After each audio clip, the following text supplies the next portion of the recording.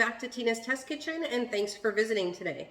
Today in Tina's Test Kitchen, I am making sheet pan nachos. Let's go over the list of ingredients. I'm going to be using some white bean bonitos for chips. These are a little bit of a healthier option for me versus the tortilla chips. I have a tomato, some light sour cream. We have some black olives, some green chilies, a red onion, taco seasoning packet, and a 4-cheese Mexican blend cheese. I also have some green onions for the top for the garnish, as well as about 1.5 pounds of ground sirloin.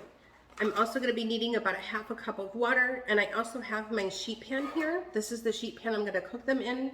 I'm also going to use my baking sheet liner for my baking pan so that it's a little bit more of an easier cleanup. Let's get started. All right, so here we have our about 1.5 pounds of ground sirloin going in the pan, and I have this at about a low to medium heat. I'm gonna let that cook up, and then I'm going to add my seasoning as well as my red onions to this, and we will get started.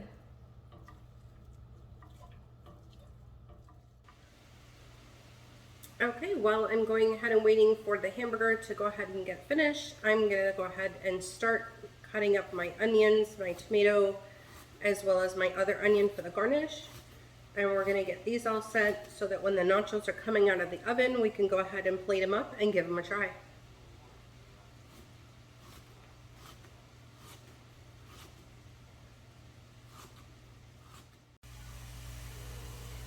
All right, so our hamburger is almost finished. I'm gonna go ahead and add my taco seasoning, as well as my 1/2 cup of water here. And we're gonna let that simmer, give it a quick stir, and we're almost done. Okay, so the hamburger is all done. We've gone ahead and added our seasoning packet and let that simmer for a little bit, as well as our 1/2 cup of water. I've gone ahead to do my best to make the pieces of meat smaller so that it's more in line with what nachos are. I do have the oven preheated to 350. These are probably going to go in the oven for about maybe 10 to 12 minutes, just enough to heat up and melt the cheese layer. So let's get started with the next step. So we have, again, our bonitos here. I'm just going to put them on the pan and spread them around. You can see I've lined my baking sheet with my baking liner, just so that way it is a little bit of an easier cleanup. Again, this is nachos for 2, but if you're making nachos for more than 2 people, you can use a larger cookie sheet. The options with this are endless. Your toppings, again, are going to be whatever your preference is. I've gone ahead and listed my toppings that I'm going to do. I'm going to go ahead now and add my seasoned beef to my nachos. Just want a nice even first layer. Now I'm going to go ahead and add the meat on the top. Oh, this smells so good, and I'm really hungry, so I'm looking forward to tasting this. I'm sure it's probably not any different than just like regular nachos that you would get from like Taco Bell or just other homemade nachos.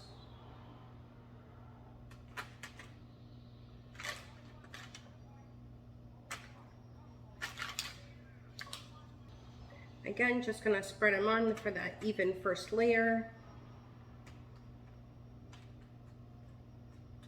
And then we're gonna add our cheese, and then it'll go in the oven for just a little bit to melt that cheese.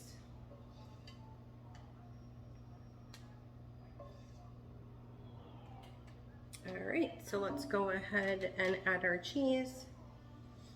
And for this, I'm just using Sargento's 4-cheese Mexican blend, and it's finely shredded, so it shouldn't take too long for the cheese to melt.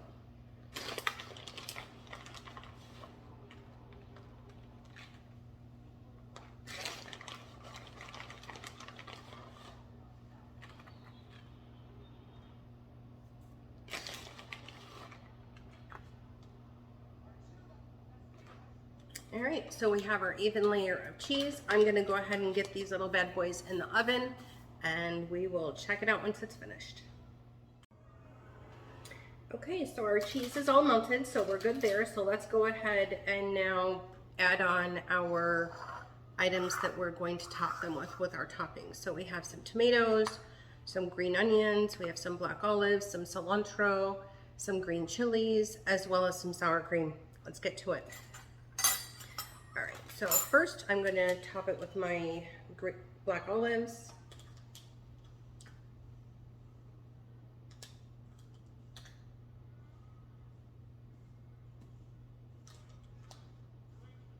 All right.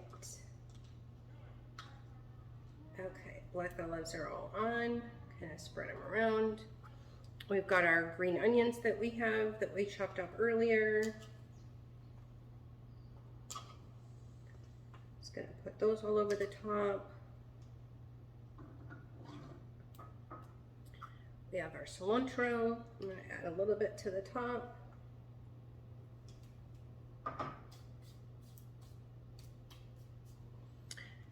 Now I'm going to add our green chilies.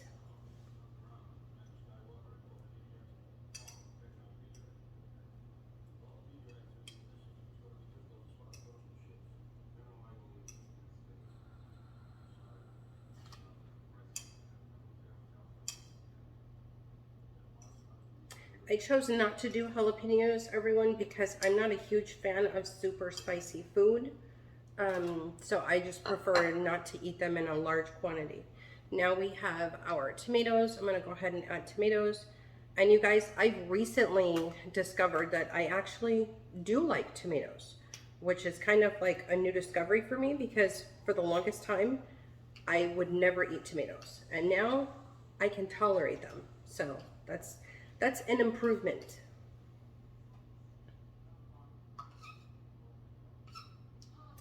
All right, so we've added our tomatoes.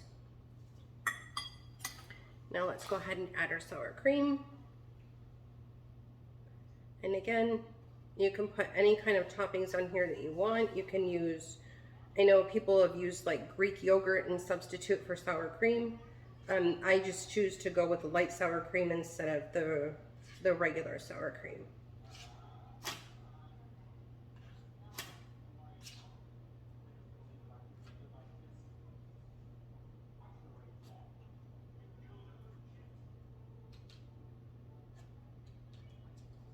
All right.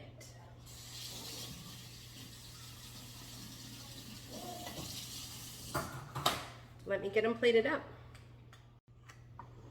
All right, so as you can see, I have it all plated up and it's ready to go. So let's give it a taste.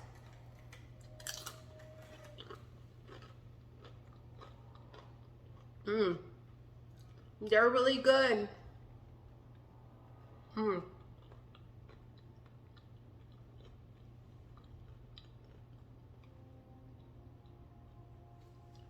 You can really taste the seasoning from the tacos, from the taco seasoning, and the freshness of the tomatoes, and creaminess of the sour cream. And now I did use the bonitos that I used, you guys, were lime flavored, and even those are amazing. This is definitely a good dish. As you can see, it didn't take a lot of time.